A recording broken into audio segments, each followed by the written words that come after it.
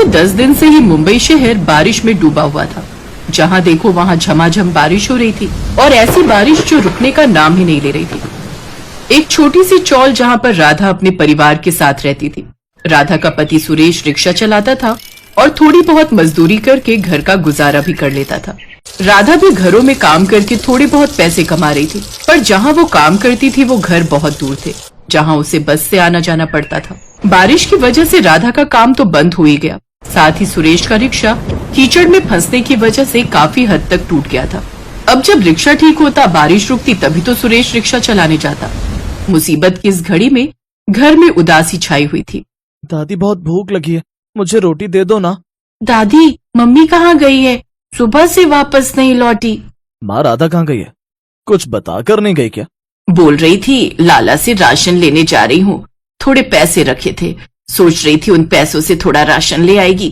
तभी राधा आ जाती है। राधा बारिश में पूरी तरह से भीगी हुई थी, उसकी साड़ी पर कीचड़ लगा था। बस एक हाथ में उसने डबल रोटी का पैकेट पकड़ा हुआ था जो बारिश में भीग गया था और उसमें बारिश का पानी भर गया था।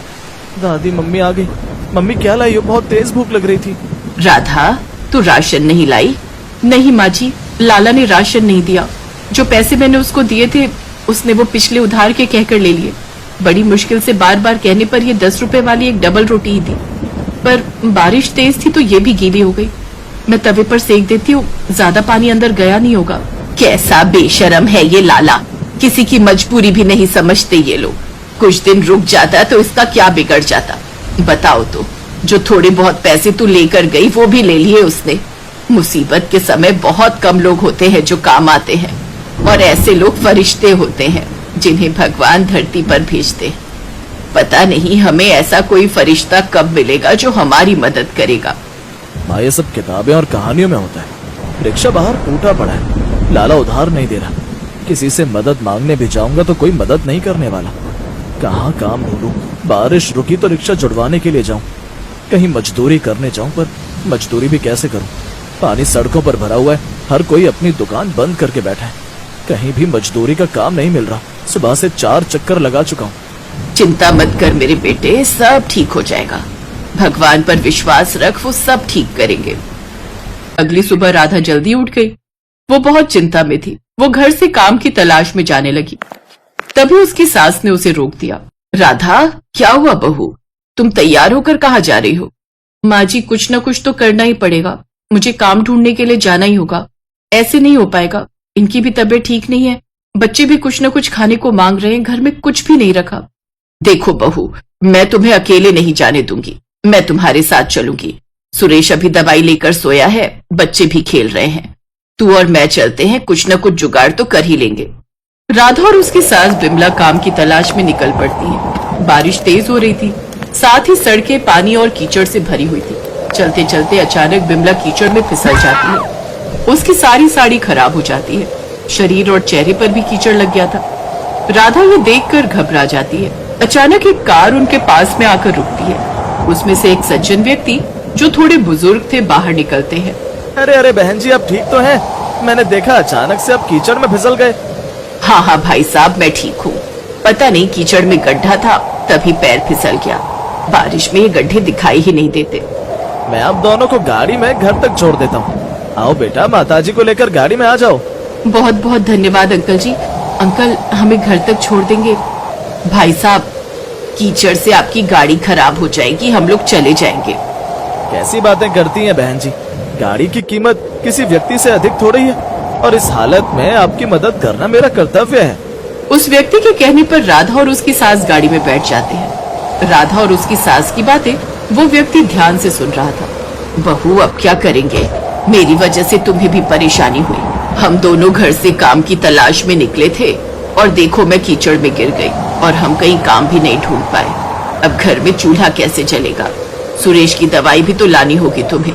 हे भगवान, हमें ये दिन क्यों देखना पड़ रहा है? माँ जी, अब तो वैसे भी शाम होने वाली है। इस टाइम दोबारा कोई काम भी जाऊंगी ढूंढने तो वो भी नहीं मिलेगा। आज रात भी हमें भूखा ही सोना होगा। मोहनलाल नाम का वो व्यक्ति अब तक सब कुछ समझ चुका था। जब उसने राधा और उसकी सास को चौल में छोड़ा तो वो दंग रह गया कि राधा और उसकी सास बहुत गरीब हैं और एक टूटी हुई झोपड़पट्टी में रहती हैं। बहन जी, मैंने आप दोनों की बातें सुन ली हैं। वैसे तो मेरे साथ बहुत लोग काम करते हैं, पर पूड़ी आलू बनाने के लिए कोई अच्छा कारीगर नहीं मिल रहा। क्या आप दोनों पूड़ी आलू बना सकते हो? बारिश की वजह से कारीगर मिलना बहुत मुश्किल है। आप तो जानते ही हो, बारिश की वजह से बहुत परेशानियां चल रही हैं। लोग जगह जगह भंडारे करवा रहे हैं, इसीलिए मेरी कंपनी ऑर्डर पर खाना बनाकर भेजती है। मुझे भंडारे में बनाने के लिए रोजाना पूड़ी आलू बनवाने हैं। आप दोनों को काम मिल जाएगा और मेरा भी काम हो जाएगा। हाँ हाँ, क्यों नहीं अंकल जी, माँ जी और मैं पूड़ी आलू बना देंगे।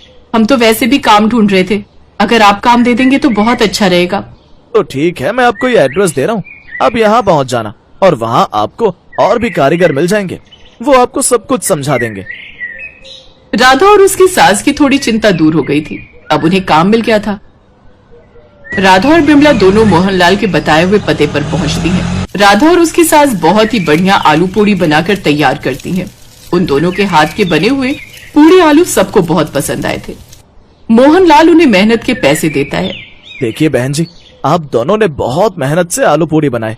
मुझे आप दोनों का काम बहुत अच्छा लगा है, इसीलिए मैंने और मेरी टीम ने सोचा है कि जो भी खाना बनाने का काम आएगा उसमें आलू पूड़ी आप दोनों ही बनाएंगे। और अब आप दोनों चिंता मत करो, आप दोनों का काम सही हो जाएगा। और हाँ, सुरेश को बोलना, उसके लिए भी मेरे पास बहुत काम है, मैं उसे भी काम पर लगा लूंगा। आप तीनों मिलकर काम करना, फिर धीरे धीरे आपकी सारी आर्थिक समस्या दूर हो जाएगी। राधा और बिमला की खुशी का ठिकाना नहीं था। उनके साथ साथ सुरेश भी काम पर लग जाता है। मोहनलाल जी, आज तक मैं यही सोचता था कि भगवान के द्वारा भेजे फरिश्ते किस्से और कहानियों में होते हैं, पर आपके रूप में आज साक्षात हमने फरिश्ते को देखा है। सुरेश की आंखों में आंसू आ जाते हैं, साथ ही राधा और बिमला भी रो पड़ती हैं। अरे नहीं नहीं बेटा, सब भगवान ही करते हैं, मैं कोई फरिश्ता नहीं हूँ। मैं तो धरती पर बस अपना कर्म कर रहा हूँ। बस मेहनत करो, देखना भगवान तुम्हें और भी ऊंचाइयां देंगे। जीते रहो बेटा। उसके बाद से राधा और बिमला ने मोहनलाल के पास पूड़ी आलू बनाने का काम संभाल लिया और सुरेश भी मोहनलाल के पास काम पर लग गया। मेहनत का फल उन्हें मिल गया। कहते हैं, जब व्यक्ति में कुछ करने का दृढ़ निश्चय हो तो मौसम भी उसका कुछ नहीं बिगाड़ सकता, भले ही गर्मी, सर्दी या फिर भयंकर बारिश ही क्यों ना हो।